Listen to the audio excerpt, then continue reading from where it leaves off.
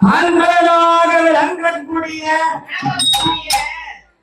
இவ்வுலகமெல்லாம் விளங்கும் இந்த வெங்கடாச்சலபுரம் நகரிலே ஆண்களாக விளங்கக்கூடிய ஐயா பட்டித்தேவர் அந்த சக்தியுடைய ஆலயத்திலே அலங்கார சபையிலே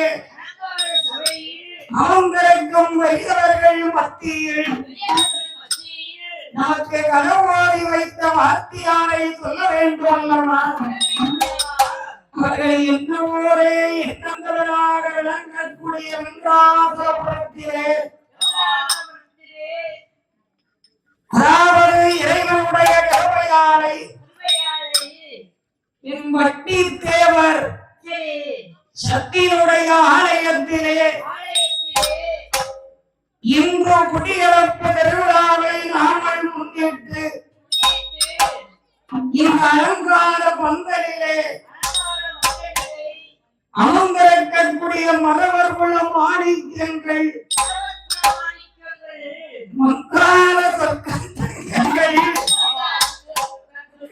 நடுப்படைக்கு ஓடாடும் அடுப்படாத வீரசிங்கங்கள் வணங்கி வரக்கூடிய பட்டி தேவர் ஆலயம் இந்த ஆலயத்திலே இன்று நாங்கள் பாடக்கூடிய கதை என்ன கதை தெரியுமா?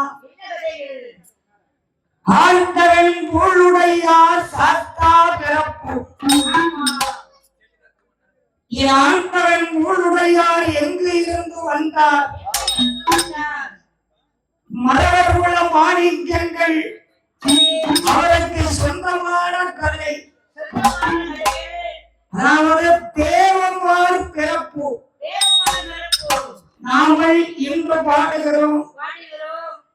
ஆண்டவருடைய கிருபையாலை 2025 வருஷம்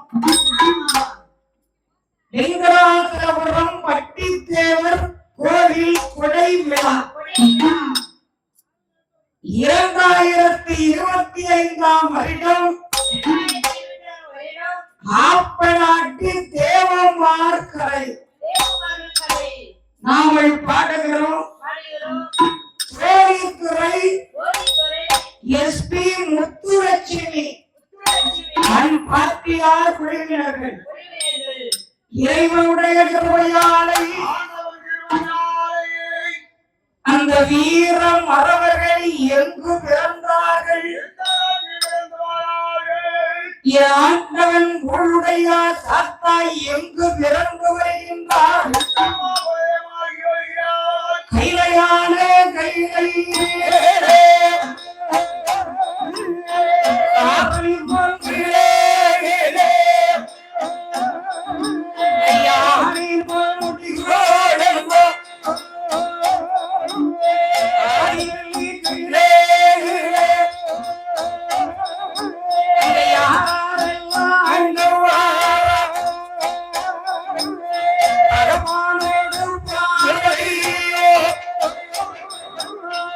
Thank you.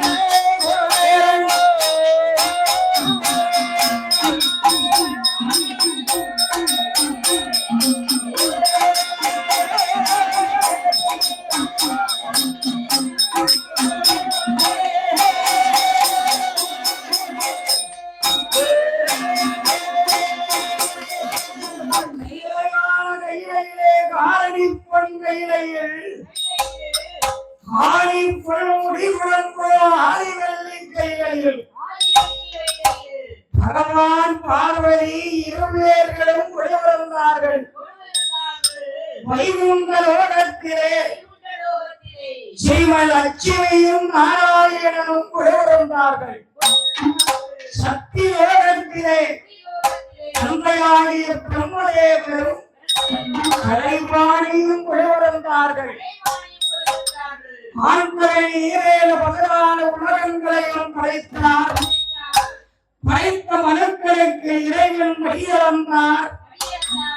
படியெல்லாம் அளந்துவிட்டு பார்வதியால் ஆண்களிடத்திலே கேட்கிறார்கள். என் தாய் பார்வதியார், ஆண்டவரா, இந்த கைலேந்திரிமா மலையிலே ஏழேழு பகவான உலகங்களையும் படைத்து இந்த நாட்டிலே எல்லா சாதியும் நாமல் தேவை செய்தோம். என்ன சாதி? எல்லா சாதியும் தேவை செய்தோம்.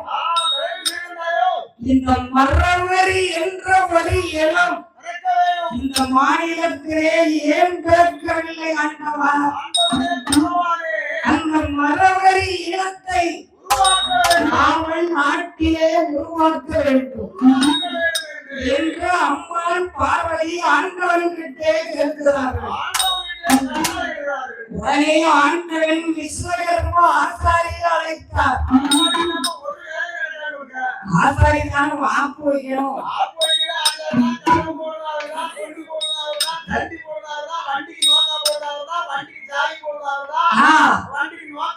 அதனாலதான் ஆசாரி இல்லைன்னா உலக இல்லை.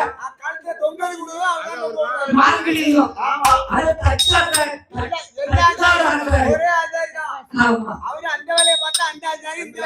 ஆசாரியை குறிப்பிட்டு ஆண்டவன் சொன்னார், ஏ விஸ்வகர்மா, என் தேவி பார்வதி சொன்னது போல் இந்த நாட்டிலே மறவர் என்று ஒரு சாதியை நாங்கள் உருவாக்கிறோம்.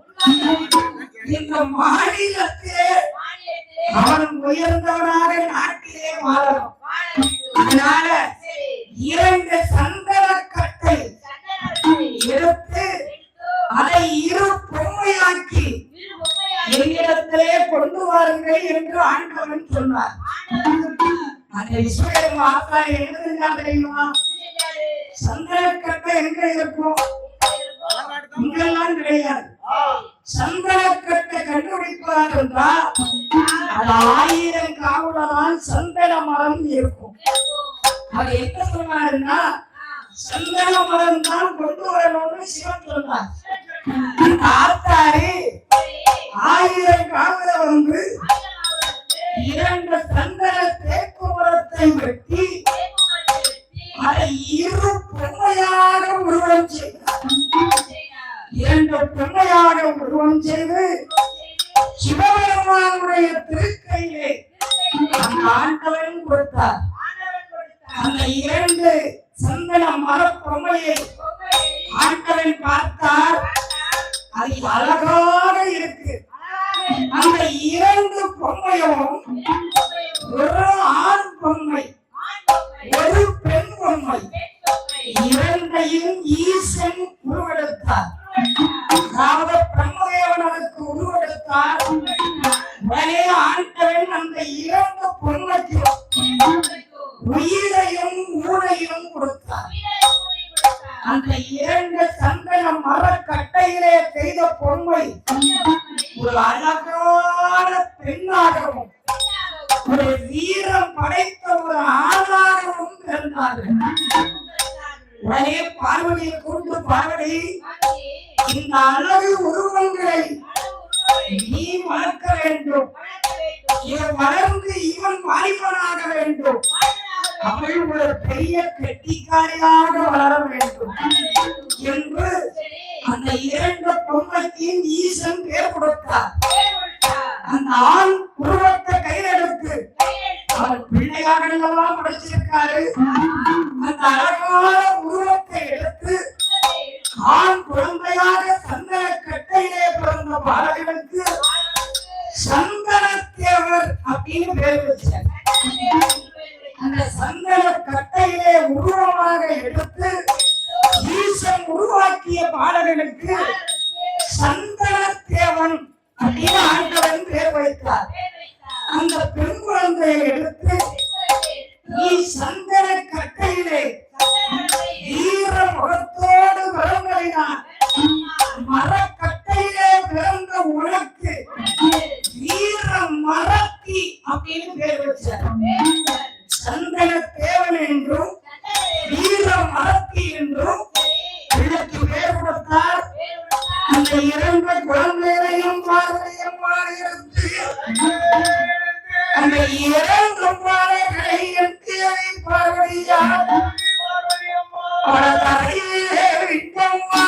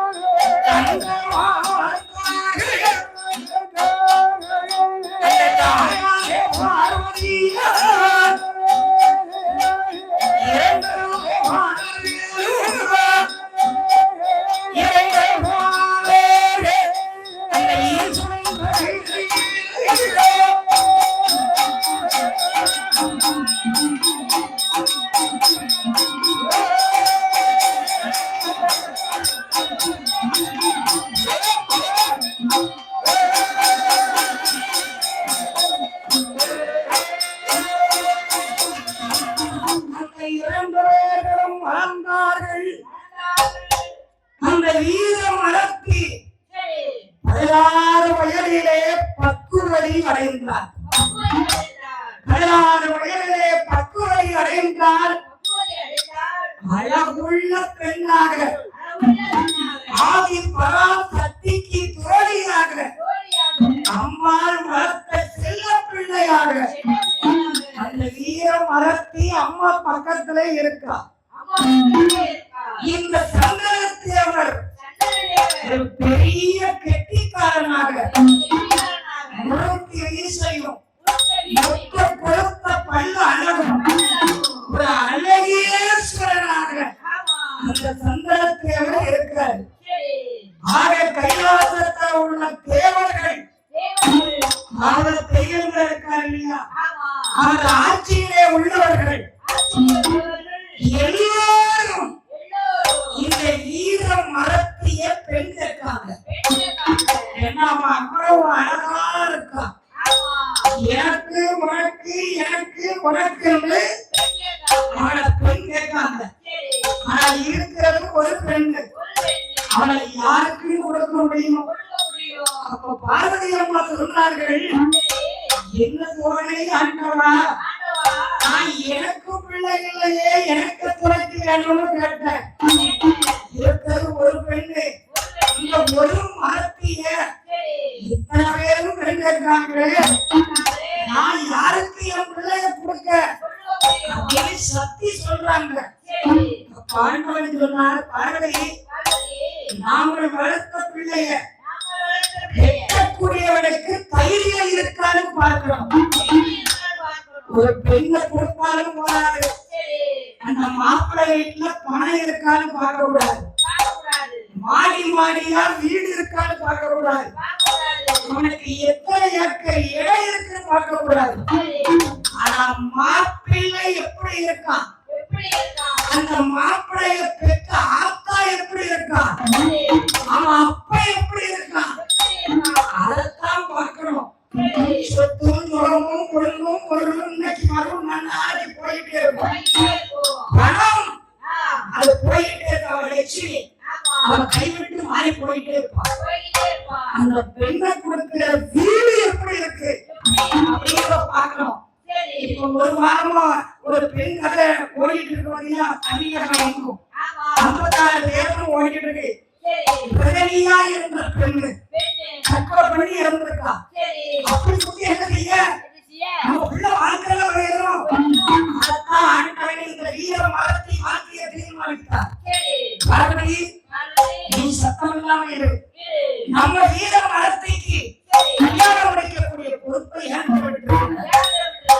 ஆண்டவன் என்ன சொல்றாங்க தெரியுமா? வாருங்கள் தேவாதி தேவர்களே, என்னுடைய மகள் வீரமரத்தியை அவளை கெட்ட தைரியம் உள்ளவர்கள் என்ன செய்யணும் தெரியுமா? இந்த வீரமரத்திய கெட்ட தைரியம் உள்ளவர்கள் யாராக இருந்தாலும் இந்த தேவர்களிலே யார் போய் தெய்வலோகத்துக்கு அதிபதி தெய்வேந்திர மகாராஜன் அந்த இந்திரனுடைய மனைவி இந்திராணி அவ கொண்டைய அறுத்துக்கு வாரானோ. இரண்டாவது பாயிண்ட், அந்த தெய்வேந்திரனுடைய கிரீடத்தை அவன் தலையில இருக்கிற அந்த மச்சிய கிரீடத்தை எவன் எடுத்துட்டு வாரானோ இந்திராணி கொண்டை அறுக்கணும், இந்திரன் கிரீடத்தை எடுக்கணும். இந்த ரெண்டையை எவன் செய்தானோ அவனுக்கு இந்த வீரம் மரத்தின்னு ஆண்டவன் பேசி முடித்தார். ஒரு சின்ன விஷயம் என்ன தெரியுமா? இந்திரனுடைய கோட்டைக்குள்ள எவன் போக முடியும்? அவனே 1008 சுருவா எடுப்பான். ஏ கொடுத்துறாரு. உன் வீட்டுக்குள்ளே ஒருத்தன் வந்துட்டு போக முடியல. அவன் தேவர்களுக்கெல்லாம் அதிபதி. அவன் வீட்டுக்குள்ள ஒரு பசுப்புற போக முடியாது. ஒரு ஈர்ப்புற ஓட்ட முடியாது. அவன் பண்டாட்டி கொண்டே அவன் கிரீடத்தை எடுக்க எந்த மரவன் இந்த நாட்டிலே இருக்கான். இந்த பந்தயத்தை சீக்கிரம் யாரு யார் செய்ய யார ஒரு காணிக்கிட்ட தூக்கி போய் மிதிப்பாங்க. சும்மா தூக்க முடியுமோ? தைரியம் யார் கட்ட முடியும்? கூடி இருக்கு. எல்லா தேவர்களும் அப்படியே இருக்காங்க. இந்த சந்தன மரத்துல பிறந்த சந்தன தேவனை ஈசனே, நான் போய் இந்திரனுடைய மனைவி கொண்டை அறுத்து இந்திரன் கிரீடத்தை எடுத்து வருகிறேன். எந்த தேவர்களுக்கு இதை செய்ய தைரியம் அல்ல. அந்த சந்தன தேவன் வந்தார். நீ ஊட்ட முடியுமா? கோட்டைகிட்ட போக முடியுமா? என்ன செய்ய முடியும்? ஆனால் அவருக்கு தைரியம் வருது. அந்த சந்தன தேவனை வந்து அந்த கையடி மலையாடி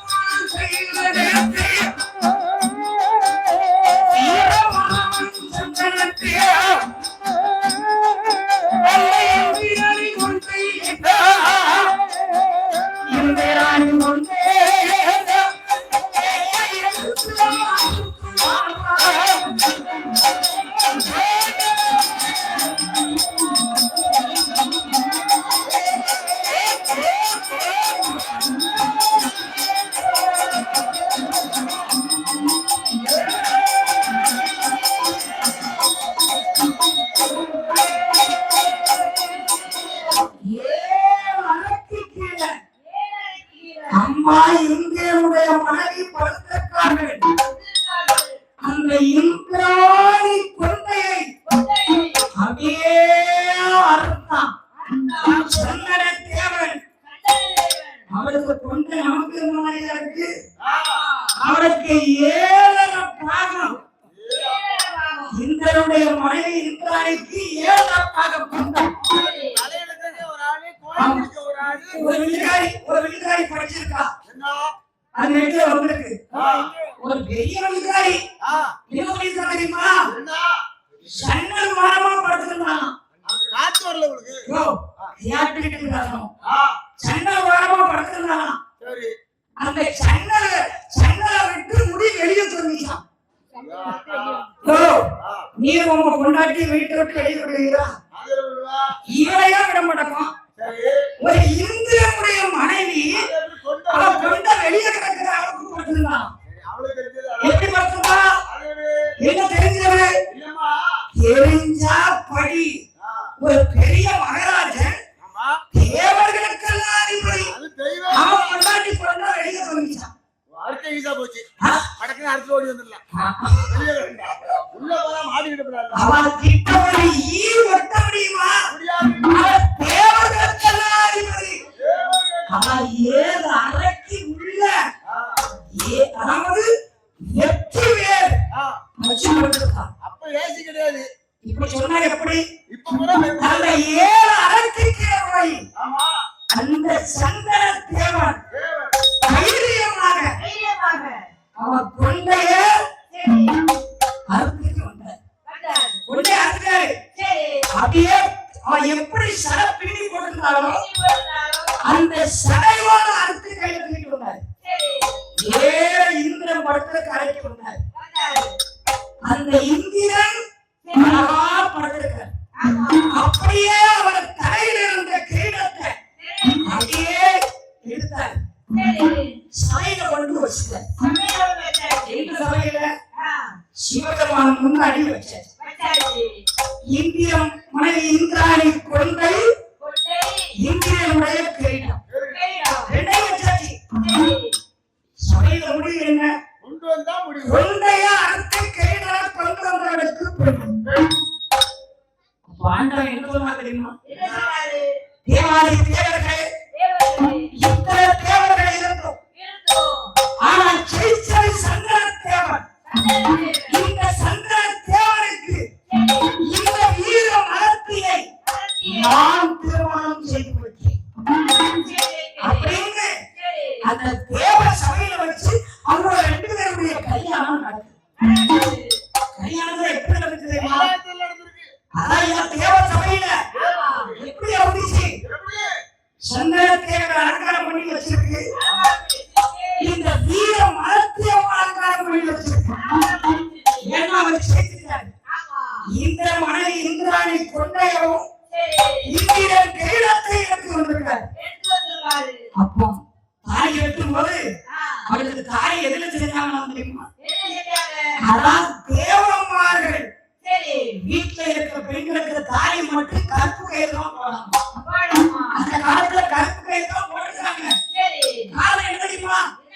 அந்த இந்திரன் கொண்டை அறுத்து வந்தாங்க. நல்ல வளர்ந்த முடி, அந்த முடிய கருப்பு கயிறா திரிச்சாங்க. ஏன்னா வெற்றிக்கு சின்னாரு வீர மரவங்களுடைய கருத்துல கிடக்கிற கருப்பு கயிறு தாலி அந்த வெற்றி சின்னம். அந்த இந்திராணி கொண்டைய கயிறா பிரிச்சு அந்த கிரீடம் இருக்குல்ல, இந்திரனுடைய கிரீடம், அந்த கிரீடத்தை அந்த கருப்பு கயிறுல போட்டாங்க. ஏன்னா தேவமாருக்கு கொண்ட வச்ச தாலி. அந்த தாலியை பாருங்க, இப்படி கொண்ட மாதிரி இருக்கும்.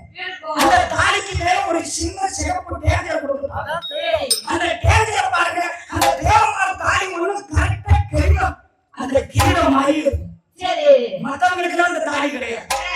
அந்த கருப்பு கோயிலை பொறுத்து அந்த சந்தன தேவரை சிவன் தாலி கட்ட சொன்னார். அதுதான் தேவமார் பெண்கள் அந்த காலத்துல கருப்பு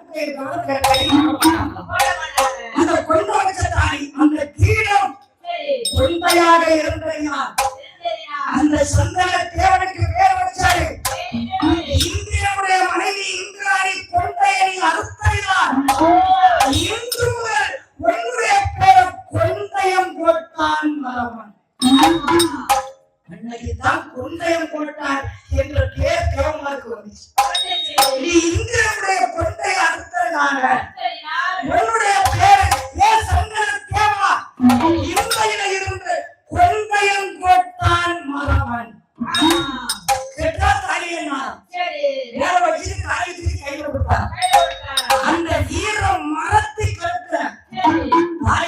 சந்தன தேவை